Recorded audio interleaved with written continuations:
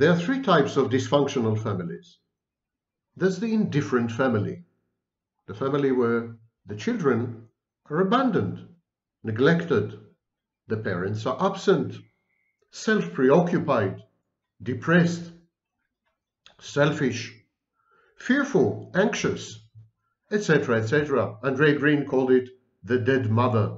By extension, we could say the dead parents, the parents who are not there. The children are left to fend for themselves on their own. Some of them get parentified, they become the parents of the family, and some of them get dysregulated. They develop borderline behaviors, anxiety, depression, they become reckless, they act out. The indifferent family is the topic of another video. Today I'm going to discuss two other types of dysfunctional families: the pseudo-mutual family and the pseudo-hostile family. You heard it here for the first time. My name is Sam Vaknin, and I'm the author of Malignant Self-Love, Narcissism Revisited. I'm the pseudo-mutual and pseudo-hostile, or actually not pseudo, the hostile, blue professor of psychology. And let's delve and dive right in.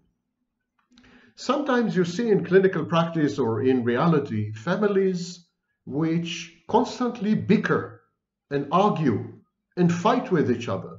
They're very vocal. Nothing's wrong with that. Fighting indicates an emotional investment. People who stop fighting are no longer interested in each other. They no longer believe that change is possible. And so fighting in itself is not a bad sign, not a bad clinical sign. But sometimes the fighting is superficial, about trivial and tangential and fringe issues. The fighting is actually a symptom of a power play or a mind game taking place in this kind of family. Can whole collectives, families included, go insane? Of course. I actually 20-something years ago suggested that entire collectives can become narcissistic. And so today we will be dealing with variants of narcissistic personalities, the first one of which is the artificially bickering family, in clinical terms, the pseudo-hostile family. The other type of family is exactly the opposite. This is the picture-perfect family, the family with no fault, where everyone loves everyone else unconditionally, totally and unreservedly, where there's no word of argument, there's never a disagreement. The whole thing flows smoothly as if it were a cult. And this cult-like setting of this type of dysfunctional family is the pseudo-mutual family. So pseudo-hostility involves frequent arguing and bickering in order to avoid deeper emotions, deeper feelings, in order to avoid going deep. Pseudo-mutuality involves no disagreements and no conflict, at least not overt conflict, because there are no separate identities and there is no deeper intimacy. These are not allowed. We will go a bit deeper in a minute, but in a nutshell, these families are very insidious. Their impact on the children is pernicious and long-lasting. In the pseudo-mutual family, children learn to become cogs and wheels in a large machine. They can't separate. They're not allowed to individuate. They can't have a voice. They are never authentic. They have to conform or else. And the punishment, the punitive aspect, is passive-aggressive, covert, hidden, surreptitious. In the other type of family, the pseudo-hostile family, the punishment is simply aggression. Aggression as a management technique. Wynne, W-Y-N-N-E, and his colleagues are the foremost authorities on pseudo-mutual and pseudo-hostile families. They use these concepts, which were coined before by others. I will discuss the history of these concepts a bit later in this video. But Twain and his colleagues, they use this concept to describe miscarried, maladjusted solutions to the eternal human problem of how do I retain my identity even as I relate to other people? How do I distinguish myself, separate myself, even as I integrate and connect?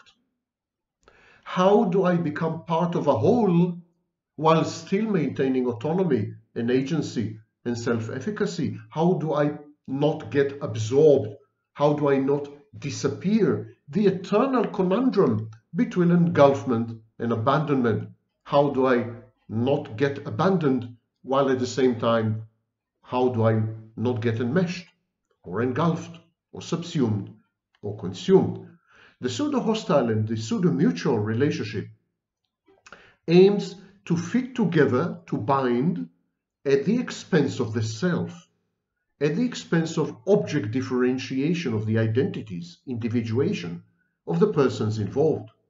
Pseudo-mutuality and pseudo-hostility involve a family mythology, a narrative of the family, sustained by patterns of behavior.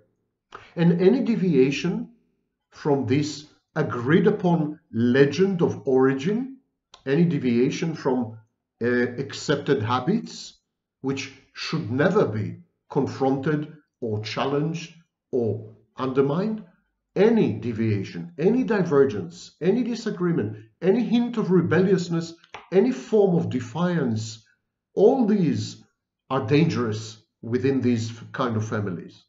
There are fixed expectations, and if you deviate from them, however marginally, you are punished exponentially. There is a disproportion between offense and defense.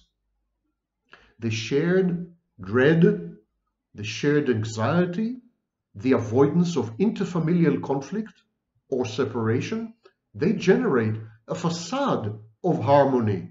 This is pseudo-mutuality. People within the family don't dare to discuss certain themes. These themes are taboo. They don't dare to confront each other. They don't dare to externalize and verbalize their needs because this is perceived as a challenge to the others.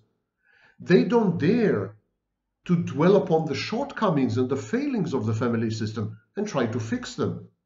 Everything is perfect. Everything is harmonious. Nothing should ever be doubted, or questioned, or challenged. The fear of intimacy and closeness generate either persistent zombie-like state, where everyone functions as robots, androids, lacking in affect or overt affect. There is what we call reduced affect display, and this is in the pseudo-mutual family, or constant fighting and bickering and argumentation without genuine separation. This is argumentation and bickering between units of the same multi-headed entity, the family, and this would be the pseudo-hostility. The American Psychological Association Dictionary, APA Dictionary, defines pseudo-mutuality as a family relationship that has a superficial appearance of mutual openness and understanding, although in fact the relationship is rigid and depersonalizing. Family theories of schizophrenia and other forms of major psychopathology have identified pseudo-mutuality as a critical etiological factor. And this idea of pseudo-mutuality and pseudo-hostility and so on is not very new, actually. If we go back to Wertheim, for example, in 1973, he postulated what he called the closed system pseudo-integrative type of family. In this type of closed system, could be a family, could be a nation state, could be a football club, could be a church, any collective of human beings, but usually this concept is applied to families. So in this type of closed system, there is a high level of forced convergence, forced harmony, morphostasis is called. Everyone is frozen. People don't dare to change to evolve, to develop, and to grow, because any change is a challenge to the status quo. This is rooted in an interfamilial power imbalance. There's a power asymmetry. For example, a family headed by a narcissist. The narcissist would attempt to create a power imbalance. He would attempt to create a cult where he's the leader and everyone else is the follower, obedient, obsequious, unquestioning. Power structures within the family, when they become asymmetrical, they create pseudo-mutual, pseudo-hostile dynamics. And so the term pseudo-mutuality was actually coined by Wynne himself, that I mentioned earlier, in 1958. And it refers to an apparent stability of the family system when there is an absence of genuine and consensual validation by the members of the family of each other. There is a forced morphostasis, the forced frozen, forced ossified structure. And this contributes to interfamily alienation, individual alienation, and a very disturbed functioning of the family. Lang and other, L-A-I-N-G, Lang and other Scottish, British psychiatrists in the 1960s especially, they came up with a concept called mystification. Mystification is a transpersonal process by which the imposing party and the imposing party interacts with other members of a collective or a group and sort of convert them into extensions. So Lang said that mystification is this process by which the imposing party actively endeavors to coerce the receptive party, often children, and they attempt to induce a desired state of being under the guise of a parental or benevolent caretaking. So the parents, for example, would pretend to be benign. They would pretend to be loving and caring and compassionate and affectionate and supportive, providing succor.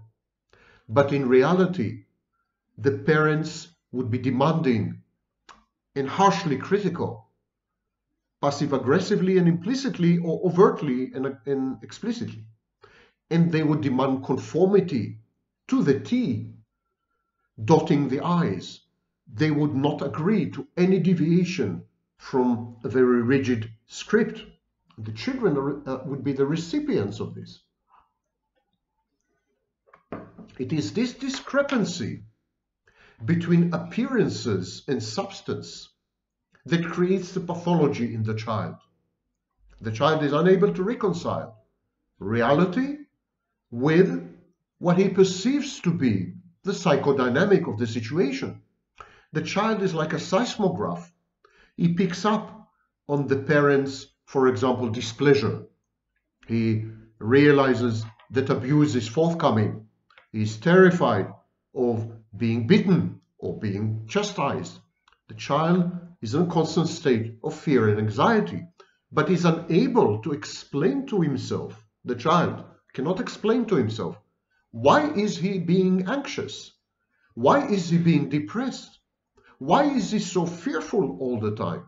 Because the parents act as the best parents ever, a thespian endeavor. And this is what Lang called mystification. The child is mystified. The receptive party is meant to feel as though the subjugating party has unilaterally defined his or her state of being, determined it as the sole and correct state, and removed any possibility for self-assertion or individuation, says one of the encyclopedias I consulted. In the words of Lang, this results in a radical failure to recognize one's own self-perception and self-identity.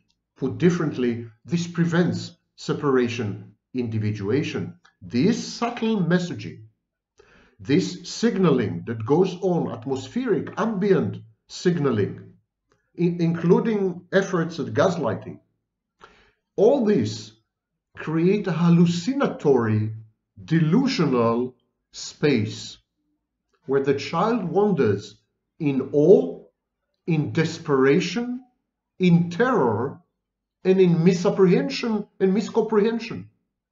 And the child can't emerge from this space because there's no adult to extend a hand. The child actually is drowning in this space. These are the etiological roots. These are the psychological roots of later life dysregulation and lability. And so Laing was the first to kind of flesh out, shall we say, the concept of pseudo-mutuality in his work on mystification. Barnard and Corrales expounded on the work of Laing. They said that mystification is a reciprocating system. In other words, it's both an act of mystification and a state of mystification, which is the outcome of the act of mystification. What they were trying to say is that mystification is an active process. It is not necessarily premeditated. It's not necessarily malevolent, but it's an active process, active background process, if you wish. As I said, it's messaging, it's signaling, and this creates a state of mystification. And they distinguish three phases. The first is attribution. The role or the state of being is attributed to an individual, which is functional and beneficial to the attributor, child and parent. The child says, the parent is beneficial to me. I need the parent. I cannot survive without the parent. Therefore, the parent is all good, and my state of being depends on the parent. And you know what? The child is right until a certain age. If the parent were to ignore the child, not see the child would die. The parent has an inordinate power over the life and the being of the child. So it's a fair and realistic assessment, the attribution phase. The second phase is invalidation. The self-assertion, the identity, or the state of being of the individual, for example, the child, is rendered invalid, incorrect, or moot in deference to the imposition from the attributor. Whenever the child tries to separate, whenever the child tries to individuate, whenever the child expresses an opinion, disagrees with something, demands something, the party that is the imposer, the imposing party, the parent in this case, doesn't allow it, invalidates it, mocks the child, threatens the child, coerces the child into actions which defy the child's promulgations. So the parent manipulates the child in a variety of ways, coercive and non-coercive, manipulates the child to renounce himself or herself. The child has to renounce itself. It reminds me of the show trials in Soviet Russia, when defendants had to get up and say, yes, I'm an enemy of the people. What I've done is horrible. I deserve to die. They had to renounce themselves.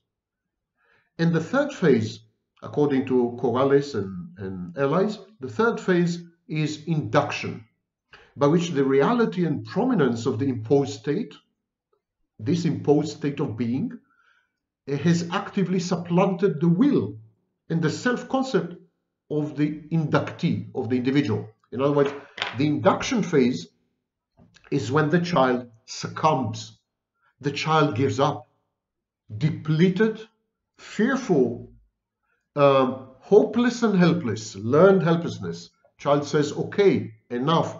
I accept your view of reality, my mother. I accept the way you believe the world is structured, my father. And more importantly, I accept the way you see me. I'm going now to mold myself, to shape myself, to conform to the way you see me. I'm not going to have a self concept. I'm going to have your concept for a self. I'm going to adopt your concept as myself. And I'm not going to dwell on what is real and what is not, and what is will and what is not. I'm not going to have a will. I'm not going to have a volition. I'm going to become your instrument, your extension, your tool, a projection of your minds. I'm going to disappear. In other words, this is mental suicide. And in this way, mystification is very, very similar to pseudo-mutuality, because it is a process by which individual identities or psychological states are denied in favor of a false, imposed sense of oneness, of harmony, of togetherness, of a cult-like we against everyone else, we against the world. Pseudo-mutuality is seen in families with high emotional expression and cognitive binding. And there's a similar concept to mystification and to pseudo-mutuality, and it's the double bind, I think first suggested by Bateson, if I'm not mistaken.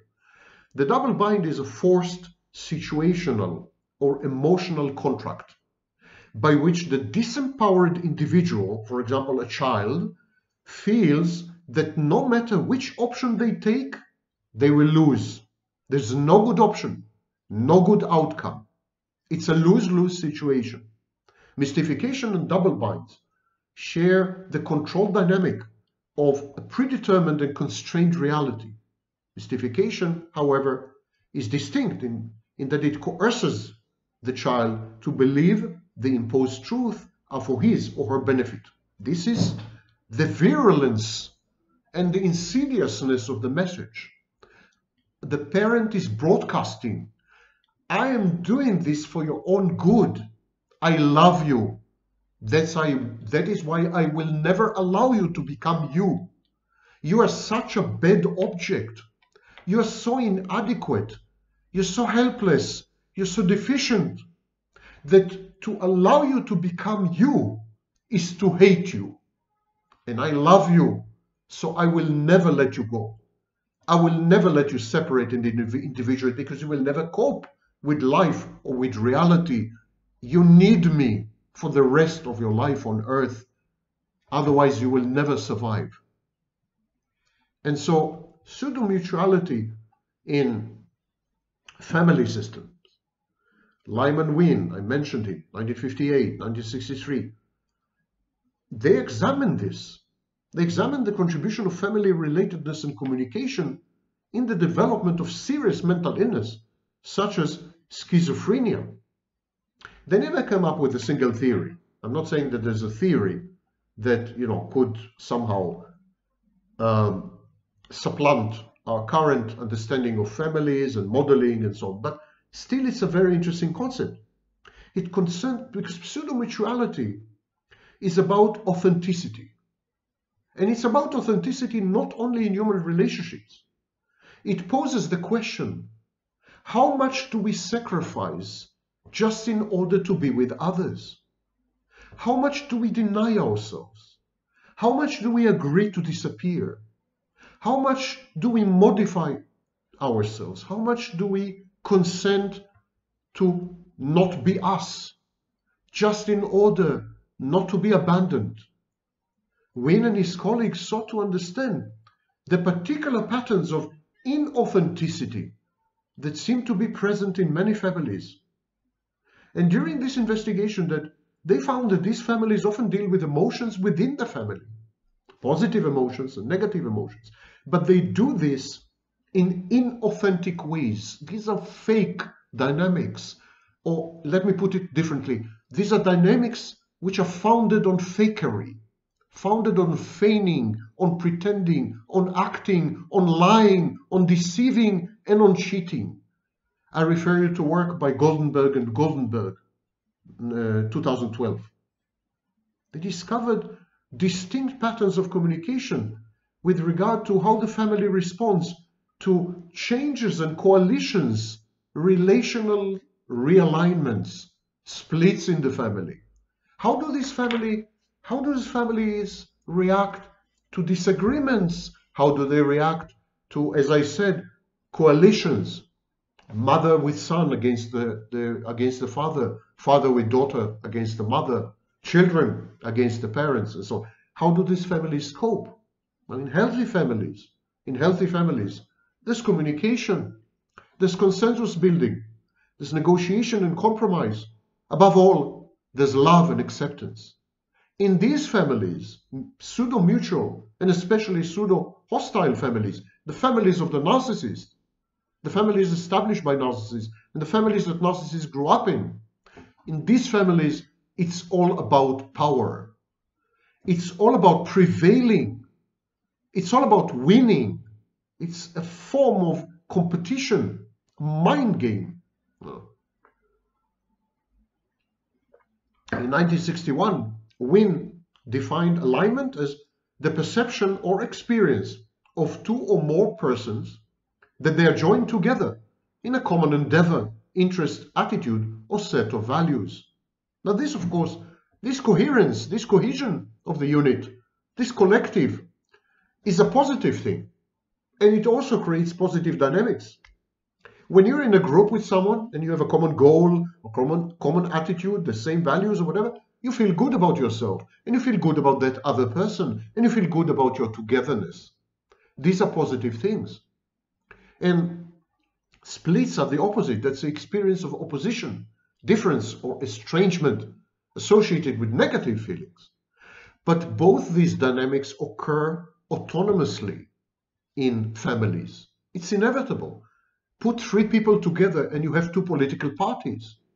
So healthy parents raise healthy children, and healthy parents and healthy children know how to cope with alignments and with splits. Pseudo-mutual relationship within a family, pseudo-mutual family, appears to be open, understanding, cohesive, but it is none of the above. Pseudo-mutuality is a superficial alignment. It defends against any conscious splits. It blurs the ability to experience differences. And the biggest difference of all is separation, individuation. That's why these families, pseudo-mutual families, don't allow the child to separate and to become an individual, because that is a split, God forbid. And splits are beyond the pale. Splits are taboo. Splits are horrible. We should all be one happy family forever. We should never launder the dirty laundry in public. We should never confide in outsiders. Is there a better definition of a cult? No, there isn't. These families are cults. The dysfunctional relational patterns in such a family are maintained. They're fixed. And they're fixed even when the family experiences change and growth and dislocation and I don't know, conflict and divergence. Even when these families succeed mysteriously and miraculously to develop intimacy, even then, these patterns persist and prevail, because the members of such a family, they don't know any better, because one member or two, a parent or parents, retain all the power, this power asymmetry. And the children compete for the crumbs or the dregs of the power. And so the children feel unsafe. They can't experience their feelings authentically. They feel threatened. They become very defensive. And the children exclude emotions, affects, and taboo cognitions intrapsychically. That means they don't dare to experience these things, even alone, even in the solitude of their room, and interpersonally as well with other members of the family. The pseudo-mutual family is about fitting together, making it difficult for members to cultivate any form of individualism.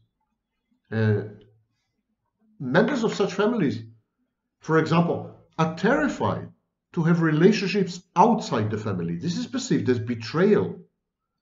And when they have a boyfriend or a girlfriend, the parents will make sure that it fails.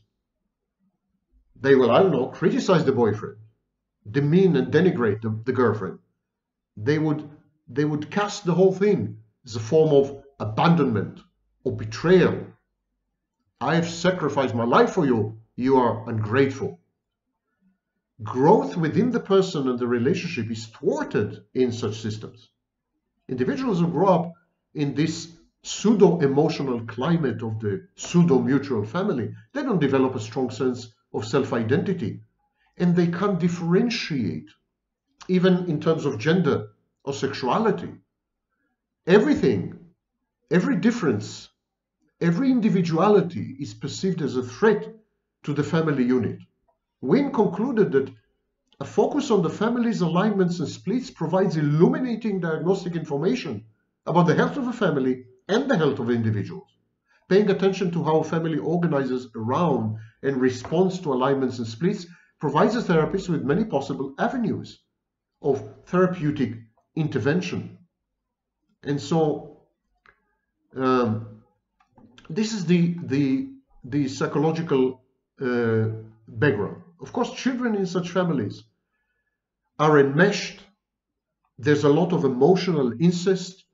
Personal autonomy is extinct. Cohesion is just a facade. And so Sullivan was the first to describe a family dynamic perspective of mental illness. He stressed the importance of interpersonal relationships for mental illness. I subscribe to this school. I think mental illnesses are interpersonal and relational, not individual. And today this is fast becoming the kind of the, let's say, the orthodoxy.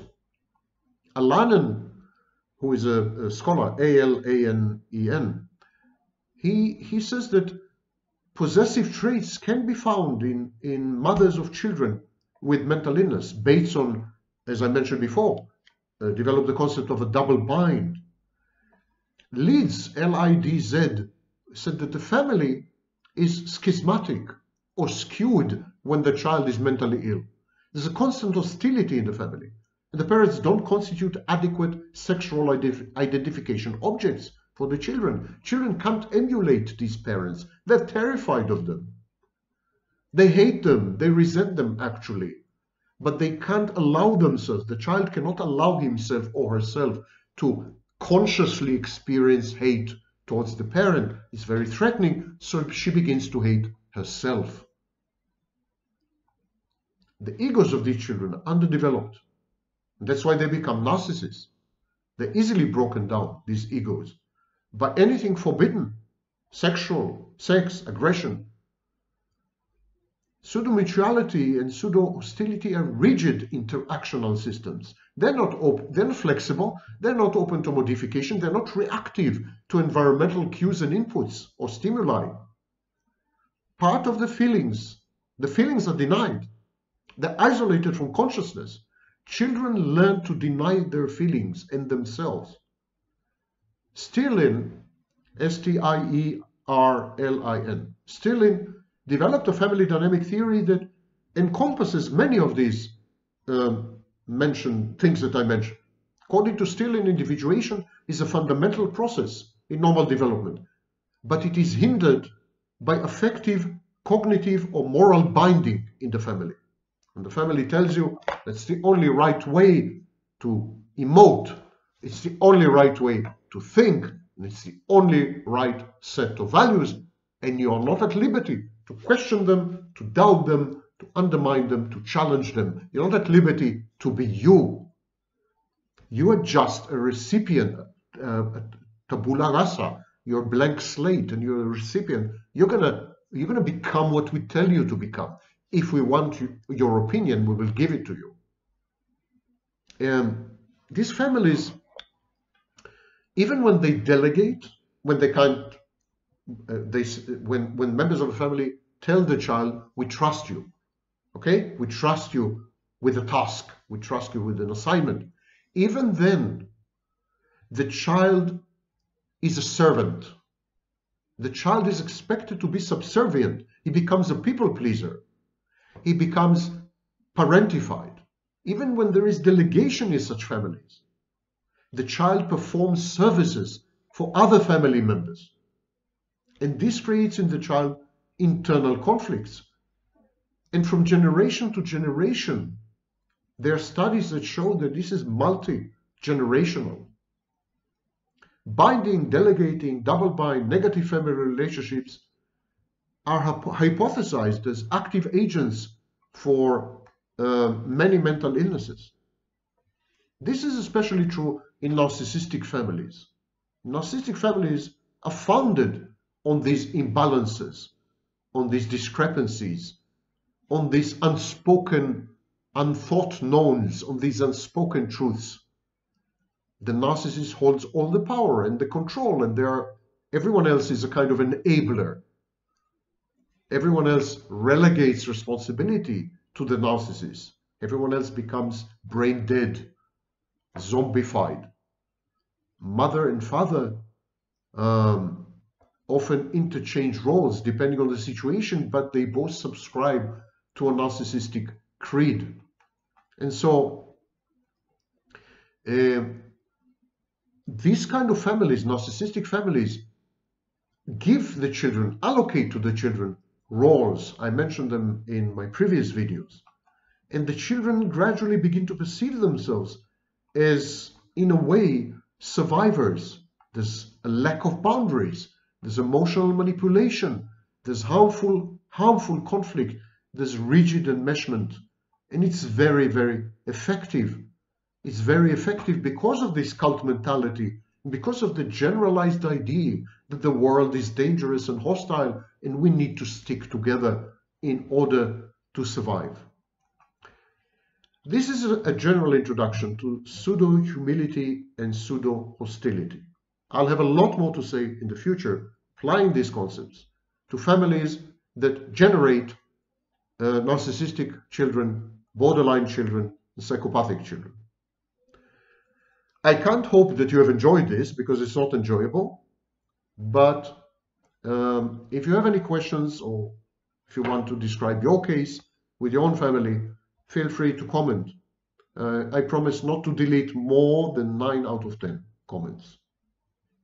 That was me talking to you, Sam Vaknin, professor of psychology and author of Malignant Self-Love, Narcissism Revisited, and a survivor of a pseudo-mutual and a pseudo-hostile family, the worst ever.